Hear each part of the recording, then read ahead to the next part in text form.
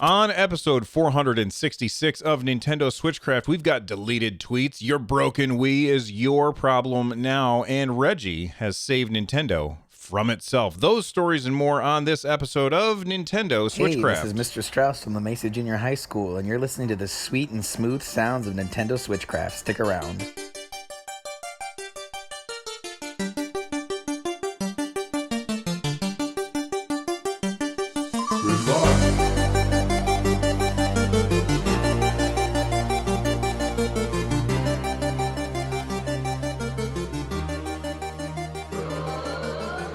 Hey everyone, Switchcraft is brought to you live every Monday, Wednesday, and Friday. You can tune in live over at twitch.tv/runjumpstomp. On Saturdays, I record a show that is all about what you want me to talk about. Use the hashtag AskRJS on Twitter, or in the community Discord server, you can also use AskRJS. There's a whole channel just for it. Join the Twitter or the Discord over at runjumpstomp.com/Discord. This episode of Switchcraft is made possible by patrons like Pierre-Luc L. Get Switchcraft and my other content ad-free for as little as $1 by joining the Patreon over at patreon.com/runjumpstomp. All right, let's get right into it. I've got a lot of stuff to cover today, and I want to start by talking about a game that I recently started playing. I got a review copy for this game called 1980X. It is incredibly unique in the way that it is presented. It is basically this story about a dejected teenager who is very unhappy with their life, and they kind of start to get lost in the world of arcade games. They end up going down to the arcade and playing a bunch of games. And the way that you play the game is you play the actual arcade games that this kid, and that's actually their name, is playing. So it's very interesting. They've got a couple of different arcade-style games. I think there's 5 total. I've played through 4 of them, and I'm sure that I will loop back and play them again. But they've got a side-scrolling brawler beat-em-up, kind of like Streets of Rage. They've got a side-scrolling bullet hell shooter, kind of like R-Type or Super R-Type, or that other one, which it's actually the better one in my opinion, but I can never remember the name of it. I believe it starts with a G. Maybe somebody in chat will remember. Johnny Link is all about the retro games, so maybe he'll know. There's a cool driving game that is reminiscent of the old checkpoint style driving games from the 80s. And then there's a side-scrolling ninja style game, very much like Shinobi and that style of game from the 16-bit era. And there's one more that I haven't unlocked yet. So I've got more to do in the game, but it's really, really good. Or it's, I don't know if it's really good because I'm still very, very early on, but it's very interesting and quite unique, and it's got some amazing art. And if you want to know more about it, then check out my first look at it, which you can find over on my YouTube channel, which is youtube.com/runjumpstomp. Speaking of games that I've been playing lately, I'm going to do this real quick because I've talked about it on the show a couple times now. That would be 140. It's this cool Atari-inspired side-scrolling platformer, and I am now on the final boss. I think I'm on the final boss. That game is really, really good, and I highly recommend that you check out 140. I think that they would do well to have a demo for that game, and if you're interested in hearing more about it, check out my first look at it over on my YouTube channel again. All right, let's start by talking about this the end of an era. Honestly, I can't believe that this is something that's still been going on, but website JapaneseNintendo.com recently posted that Nintendo has now announced that they are no longer accepting repairs of the Wii console. This is the original version RVL001 after March 31st, 2020. So if you have a Nintendo Wii and it is broken for any particular reason, up until March 31st this year, you can still send it in and get it repaired. Now, I'm sure that you'll have to pay for that, but once this is done, you're not going to be able to get it repaired by Nintendo, which, if you ask me, is definitely the way you want to go. Speaking of repairs, this is an aside. This is not related to this story at all, but my son has a Joy-Con for his Switch, and it was a little swollen, like maybe the battery was expanding. So I called up Nintendo, and they gave me, they sent me the paper to put on the outside of the box, and I mailed it in yesterday, and it hasn't, obviously it hasn't come back yet. But it was a little swollen in the middle, and we were a little worried about that. Like maybe there's a problem with the battery inside. I'll keep you updated once it comes back. We'll see if we get the same one, because he had his Pokemon. He got a Pokemon Sword and Shield walkthrough book. I don't think that's the right word. Like play guide, and it came with stickers, and we had put those stickers on his Joy-Con, and I wonder if he'll get back the same Joy-Con with that sticker on the front. And if not, it's not the end of the world, but I think he'll probably be irritated. Anyway, let's get back to this story from Japanese Nintendo.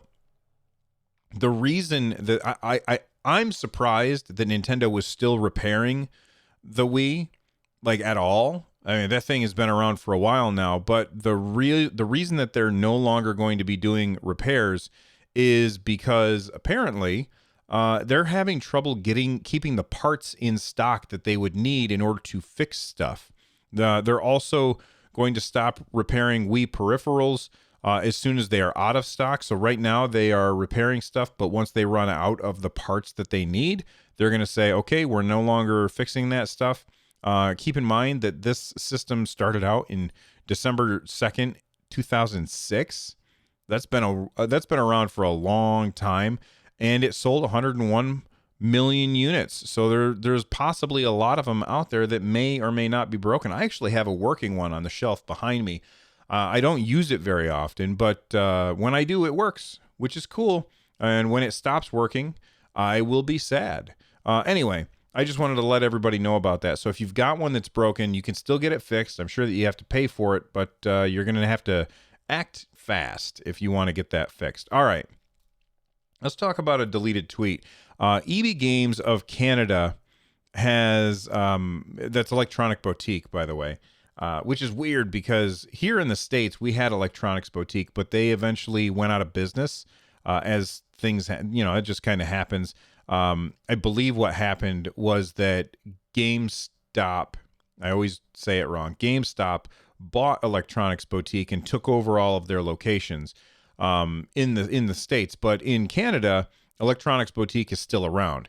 And they had tweeted out that Street Fighter V Championship Edition, let me open this tweet up. They had tweeted this out. Street Fighter V Champion Edition is heading to Nintendo Switch. Pre-order now in store. And it got 660 retweets and 2,000 people liked it, and then they deleted it. Or, well, that's how many had done it when I grabbed the link to it and posted it in my Discord. If you didn't know, in the Discord, there is a channel called News Tips Links Only that people use, to, myself included, to say, hey, this is something that maybe we should have a discussion about on one of the shows. So usually, if you want to know what is Bill going to be talking about on the shows that are coming up, then just check out that channel. And if there's something cool that you think that I should discuss on one of my shows, then you can drop a link to it in that channel as well. The fact that they deleted the tweet is pretty telling, I think. We were actually having a discussion about this recently in the Discord about whether or not there's going to be a direct, because, for a while there, everybody was saying, myself included, that we're probably going to be having a Nintendo Direct soon. And I anticipated that it would be this week, and then it didn't happen. And then maybe it was next week, and then it didn't happen. But then we had the Pokemon Direct followed by Mr. Sakurai unveiling a new character for Super Smash Brothers. And I'm starting to think that maybe we're not going to have a Nintendo Direct anytime soon. Like, part of me says, okay, if we were going to be getting a Nintendo Direct anytime soon, then it makes sense to have leaks like this, where we've got Street Fighter V Champion Edition leaked by EB Games. But at the same time, we've already had two full-on video productions from Nintendo. Sure, they were about single games. Each one was about a single game. A lot of us are anticipating that we would get this multi-game Nintendo Direct, and we just haven't yet. And I wonder when it's going to happen. And there's people in the Discord who are saying, well, maybe it's not going to happen until like March, especially because we've already had two of these videos. And I'm just not sure what's going to happen. But I don't know if this is not confirmed. We have no idea if Street Fighter V Champion Edition is coming to the Nintendo Switch. That is a very, very pretty game. It has very impressive graphics. I heard, I'm not a Street Fighter guy. Like Street Fighter 2, I loved, but I haven't played any of the Street Fighters since the 16-bit era.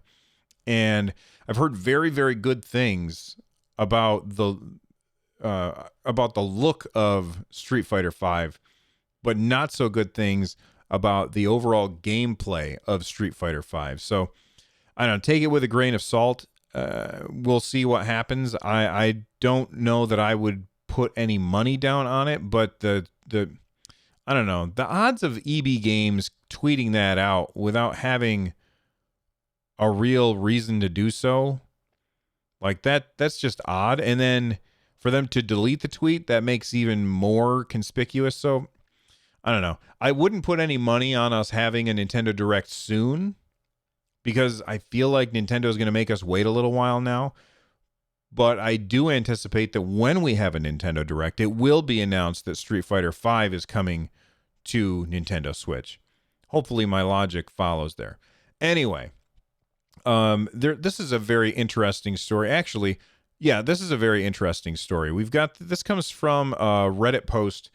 Apparently there's a podcast called, I gotta click on it. Something about company presidents.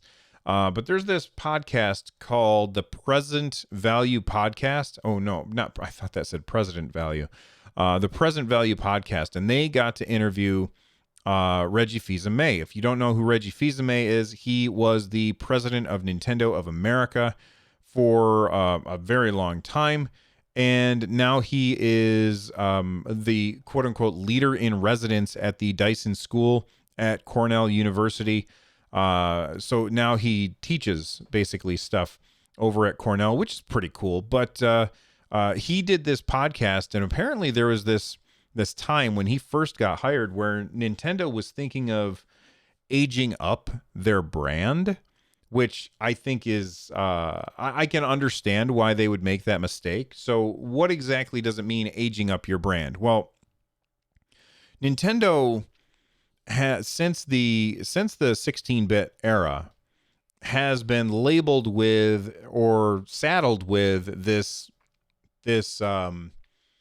moniker of being the system that is just for kids and not for adults. Although I would bet that far more adults are playing games on the Nintendo Switch than on PS4 and Xbox, and I think that that's because it's more convenient. I also think that, like, it's funny if you look at the games that the adults that are playing, like the adults are the ones that are playing Pokemon and stuff like that, and the kids are the ones that are playing like Call of Duty, even though Call of Duty is marketed towards adults and Pokemon is marketed towards kids. The different audiences have glommed onto that because the adults have grown up with Pokemon and grown up with Nintendo, and the kids are just only interested in the new hotness. Not that kids don't like Pokemon, but it's just weird how. Let me give you an example. If I look at the numbers for the ages of the people who are downloading my shows, And I don't know everybody's age or whatever, but whenever I do a survey or if I look at my YouTube stats, the ages of people who are listening to another one of my shows, StadiaCast, those are a much lower number than the people who are listening to Nintendo, which is a much higher number, which is very interesting. Anyway, Nintendo has been saddled with this. It's the console for kids uh, label for a very, very long time. And when Reggie was first hired there, they were thinking about aging up their brand, even changing the Nintendo logo, which is ridiculous to me because the Nintendo logo is, while very simple, also incredibly iconic. So Danao Rami, in Reddit user, went in, listened to the podcast and got the exact quote about this. And here's what it says. It says, from a branding standpoint, we had to be clear in what Nintendo as a brand stood for, as well as the individual franchises, what they stood for. I'll give you an example. When I joined Nintendo, there was a sense of almost shame that Nintendo appealed to young customers, and that the marketing team at Nintendo of America started doing things with the logo, that classic Nintendo logo with the oval. They would put it into graffiti style, or they do different things to try and age up the logo. And I put a stop to that because that is not our brand. And what we needed to do was, yes, appeal to a broad swatch of customers, but we needed to do it based on what the brand stood for and not doing it in some false way. Systemically, we went through and cleaned up the presentation of our brand, but we also created messaging coupled with that content that really broadened the reach, broadened the appeal, and set the stage for all the great products we would launch, like the Wii, the Wii Fit, and eventually the Nintendo Switch. So that was very interesting. And then somebody, OMB Renox on Reddit posted this video, which is just horrendous. And this is what they were doing to try and appeal to people this is what Sony was doing to try and appeal to people at the time. They've got this this actor. I won't say what I think of this person. I'll just say that they're an actor. All right. They've got this actor sitting there wearing a weird Santa hat and rapping and doing these stupid dance moves. And he's got this giant medallion hanging around his neck. And he's rapping about the PSP and how cool it is. And all this is just so inauthentic, and I hate the word cringy, but this is incredibly cringy. This is the kind of thing that they were doing to try and market the PSP. And Nintendo wouldn't do that because that's not their brand. That's not authentic. That's not what they're all about. And I think that, thank goodness that Reggie took Nintendo away, or took this idea and said, no, we are not doing this here. We're not trying to be the edgiest console out there. We're just trying to make a good console, and we're trying to make good games. And that's what Nintendo has always been about. And that's why I appreciate it. I'm going to give you one more example. Just recently, there was this video for the Monster Energy drink motocross racing game that I saw, and I was like, it was so inauthentic and ridiculous, and it didn't speak to me as a gamer. And what it really did at the end of the day is I was slightly interested in that game from the perspective of, a cool motocross game. Sure, it's branded with Monster Energy, which kind of makes me throw up into my mouth a little bit just thinking about. But the video completely turned me off from the game, and I said, oh, no, that game is not for me. If this is what their marketing department is doing, then this is clearly not for me, and I don't understand who it's for. So that's how I look at things. It's a good thing that Nintendo was saved by Reggie Fils-Aimé, and I'm sure that he did a lot of things like that. All right, let's hear a quick break from a sponsor, and then when we come back, we've got some news about a cool fighting game that's not Street Fighter that is coming to Nintendo Switch in 2020. Stick around. It may be the most addictive toy in history, and it's definitely the hottest thing this Christmas. All right, let's talk about Rivals of Aether. Rivals of Aether is this really interesting game for Steam right now, and I would say that it is I hate to say this word, but people are going, I mean, it's what it is. It's a ripoff of Smash Brothers, but it's all pixelated, and it's got cool characters where you can be like a giant lion dude whose hair's on fire, or like I remember seeing there's like an orca, like a killer whale is a character, and it's all like 16-bit style art, and it's been on Steam for a long time. Now, I have not played it. I've heard very, very good things about it, but I've not played it myself. Well, it is coming to Nintendo Switch in 2020. And look, there's a lot. I know it's been out for a while, but it's a popular game on Steam, and now it's coming to Switch. And I think that that's a really, really good thing. I don't have much else to say about it other than, hey, it's coming. And if that sounds interesting to you, then you should check out some footage of it over on Steam and see what the game is going to be like. It is basically like Smash, where you got to beat up the enemy and knock them off the platform that you're on. It looks really cool, and I love the art style. The art style, that cool 16-bit art style, is just so charming for me, especially because I grew up in that era. So I really like that, and I'm not like super excited for it, but it's definitely something that I'm going to check out because it looks great. Let's talk about other games that are impressive to me.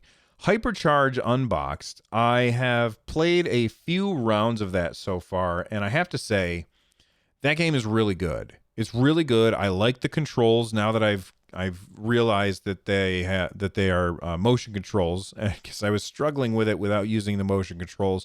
And then once I used them, I was like, there you go, it works. But Hypercharge Unboxed is this first-person shooter where you have to build defenses around these things, and you are toys, and other toys are coming to attack your little bases that you've got.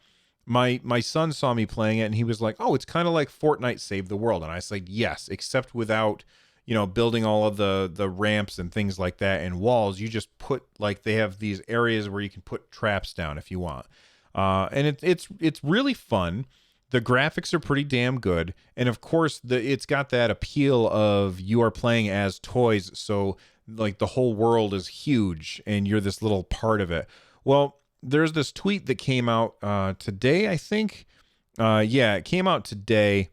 Or no, it came out a couple days ago. Sorry. But it says that there is an exclusive preview. It says, we care about our fan base. Without you, we wouldn't be where we are now.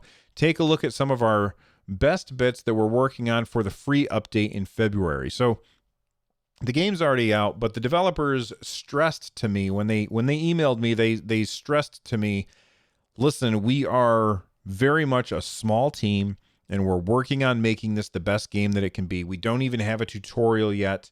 And that's probably why I had trouble when I first started playing. Like the first 10 minutes I was playing, I was very confused. But they didn't even have a tutorial yet. But they said, look, we understand that this is an incomplete game. We're still working on it. Please let your audience know about that. And I said, all right, I'll do that. So what's coming in February with the free update? They said party modes. I don't really know what party mode is, but we'll look at the images in a second.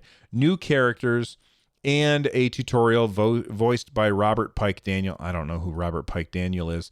Let's take a look at the party mode. They have a tank battle, tank versus tank combat in the garden, and a spinner arena. So you can drive like little battle tanks around and fight kind of like in combat. I mean, and if you are not old like me, you probably like, what do you mean like in combat? There was this really old game. It's probably the most common game found on an Atari 2600, and that is Combat, where it was a top-down view. You had a tank, your sibling had a tank, and you could drive around this maze and try and shoot each other. And we played that game so much, and it looks like that's kind of like what we're going to get, tank versus tank combat. It sounds great. They also have a spinner arena, and if you don't have younger kids, then you might not know what a spinner is, but basically it's like a top that has a bunch of spiky things on the side, and you get it spinning, and then you drop the spinners into this little plastic arena, and they slam into each other, and one of them will get knocked off the arena, and the other one will be the winner. And it looks like they have that kind of thing on an air hockey table, which sounds really cool. They've got new characters. It looks like a G.I. Joe character almost with a metal arm. Excuse me. He's like a G.I. Joe ninja with a metal arm. And then there's this other one that looks like a praying mantis. I love these models. They look so cool. And then, excuse me, it says here 2 new character sets. Collect the newest line of premium action figures. This is a free update, so you're not going to have to pay for these new characters, which is great. And then the tutorial, which is kind of hard to say. Sergeant Max Ammo will talk to you through everything you need to know. I'm happy that they are continuing to work on their game. I think that that's really good. And I'm excited to play more of Hypercharged Unboxed. I think that they've got a possible hit on their hands. And I'm looking forward to seeing more from that developer. All right, we've got one more story that I want to hit before we get out of here, and that is that you can pre-order Animal Crossing New Horizons at Target, and if you do, you're going to get this Animal Crossing journal. Now, I don't care about this. I'm not going to do this. Animal Crossing is a game that you 100% want to have a digital copy of. You do not want to have to. This is a game that you play every day. You might play multiple times a day for very short periods of time. And swapping cartridges in and out is not something you're going to want to do. You're going to want to have this game digitally. At least that's how I want to play it. So I'm not interested in pre-ordering it for this, and I probably won't pre-order it anyway. I might just buy. Well, I mean, maybe I'll pre-order it because then it'll have downloaded ahead of time. I can't imagine that Animal Crossing will be a huge download. The art assets don't look to be super overwhelming or anything. I'm going to guess that it's actually pretty small as far as the footprint on your hard drive. So pre-ordering it probably isn't something that I have to worry about. But if you are interested in pre-ordering a physical copy and you get it at Target, then you're going to get this weird like little notebook where you can write things down. Maybe you can write down on this day I owe, here you go. You can use it as your bank balance. So you can write down how much money you owe to Tom Nook, how many bells you've got to find before you're out from under his crazy island scheme. Anyway, I just wanted to let people know about that. If you do pre-order it, and you pre-order it physically, then you can probably cancel your pre-order. Just keep in mind that if you pre-order it digitally, Nintendo can say, nope, we're not going to let you return that or cancel your pre-order at all due to that new verdict that we talked about a couple episodes ago. Anyway, thank you very much for listening. If you want to become a part of the community, join us over at runjumpstomp.com/Discord. There's over 1,000 people in that Discord just waiting to hear from you. All right, get in there, runjumpstomp.com/Discord. If you want to get a hold of me, use the Ask RJS hashtag on Twitter. That's Ask RJS on Twitter. And I will include your comments, your thoughts, your questions on the show on Saturday. This show is part of the Giant Size Team Up Network. For more information, check out gstu.net. And of course, check out my other shows over at runjumpstomp.com/shows. The music you're hearing right now is Cornerius Star Fox remixed by Noteblock. I'm out of here. I'll see you next time. Bye-bye.